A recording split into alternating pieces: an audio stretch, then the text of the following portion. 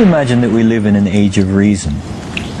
And the global warming alarm is dressed up as science, but it's not science, it's propaganda. There's no direct evidence which links 20th century global warming to anthropogenic greenhouse gases. We're just being told lies, that's what it comes down to. We can't say that CO2 will drive climate. It certainly never did in the past. If the CO2 increases in the atmosphere as a greenhouse gas, then the temperature will go up. But the ice core record shows exactly the opposite. So the fundamental assumption, the most fundamental assumption of the whole theory of climate change due to humans is shown to be wrong. The whole thing stinks. Man-made global warming is no longer just a theory about climate. It is the defining moral and political cause of our age. Campaigners say the time for debate is over. Any criticism, no matter how scientifically rigorous, is illegitimate, even worse, dangerous.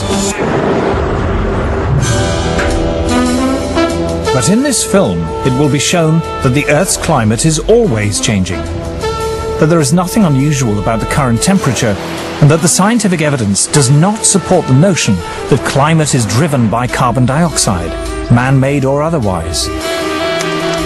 Everywhere you are told that man-made climate change is proved beyond doubt. But you are being told lies.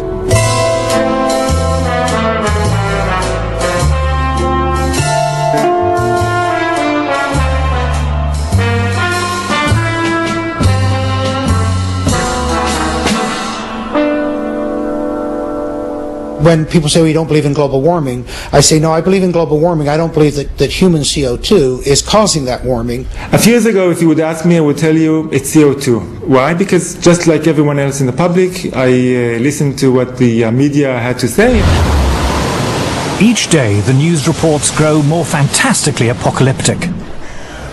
Politicians no longer dare to express any doubt about climate change. There is such intolerance of any dissenting voice. Are some of the worst climate criminals on the planet. This is the most politically incorrect thing possible, is to doubt this climate change orthodoxy. Global warming has gone beyond politics. It is a new kind of morality. Now, the Prime Minister is back from his holidays, unrepentant and unembarrassed about yet another long-haul destination. Yet, as the frenzy over man-made global warming grows shriller, many senior climate scientists say the actual scientific basis for the theory is crumbling. There were periods, for example, in Earth's history when we had 3 times as much CO2 as we have today, or periods when we had 10 times as much CO2 as we have today. And if CO2 has a large effect on climate, then you should see it in the temperature reconstruction. If we look at climate through the geological time frame, we would never suspect CO2 as a major climate driver. None of the major climate changes in the last 1,000 years can be explained by CO2. We can't say that CO2 will drive climate. It certainly never did in the past. I've often heard it said that there is a consensus of thousands of scientists on the global warming issue and that humans are causing a catastrophic change to the climate system. Well, I am one scientist, and there are many that simply think that is not true. Man-made global warming is no ordinary scientific theory. This morning, the Intergovernmental Panel on Climate Change made up of... It is presented in the media as having the stamp of authority of an impressive international organization. From the IPCC, the United Nations Intergovernmental Panel on Climate Change, or IPCC. The IPCC, like any UN body, is political. The final conclusions are politically driven. This claim that the IPCC is the world's top 1,500 or 2,500 scientists, you look at the bibliographies of the people and it's simply not true. There are quite a number of non-scientists. And to build the number up to 2,500, they have to start taking reviewers and government people and so on, anyone who ever came close to them. And none of them are asked to agree.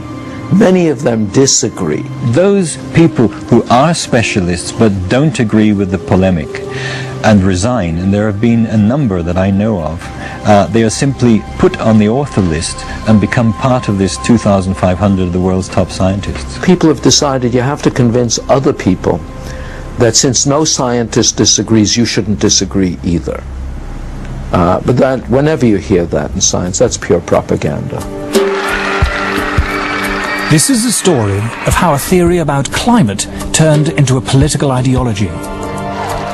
See, I don't even like to call it the environmental movement anymore, because really it is a political activist movement, and they have become hugely influential at a global level. It is the story of the distortion of a whole area of science. Climate scientists need there to be a problem in order to get funding. We have a vested interest in creating panic, because then money will flow to climate science. There's one thing you shouldn't say, and that is, this might not be a problem. It is the story of how a political campaign turned into a bureaucratic bandwagon. Fact of the matter is that tens of thousands of jobs depend upon global warming right now. It's a big business. It's become a great industry in itself. And if the whole global warming farrago collapsed, there'd be an awful lot of people out of jobs and looking for work.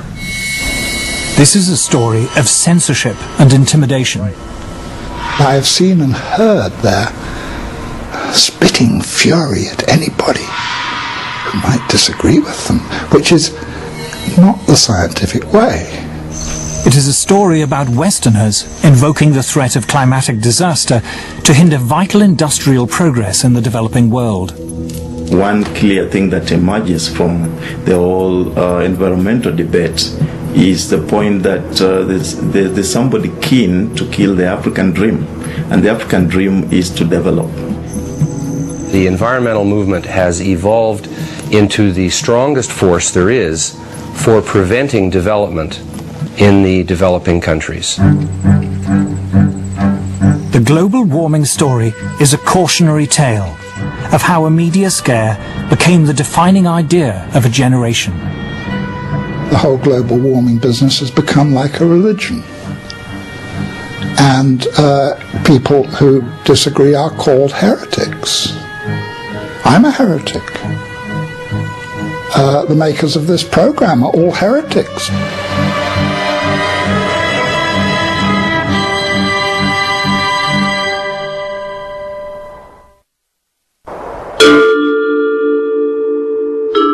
In 2005, a House of Lords inquiry was set up to examine the scientific evidence of man-made global warming.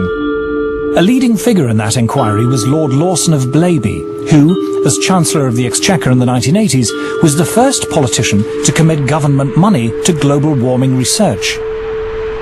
We had a very, very thorough inquiry, took evidence from a whole lot of people expert in this area and produced a report. What surprised me was to discover how weak and uncertain the science was. In fact, there are more and more thoughtful people, some of them a little bit frightened to come out in the open, but who quietly, privately, and some of them publicly, are saying, hang on, wait a minute, this simply doesn't add up. We are told that the Earth's climate is changing. But the Earth's climate is always changing. In Earth's long history, there have been countless periods when it was much warmer and much cooler than it is today, when much of the world was covered by tropical forests, or else vast ice sheets. The climate has always changed, and changed without any help from us humans. We can trace the present warming trend back at least 200 years, to the end of a very cold period in Earth's history. This cold spell is known to climatologists as the Little Ice Age. Let it snow, let it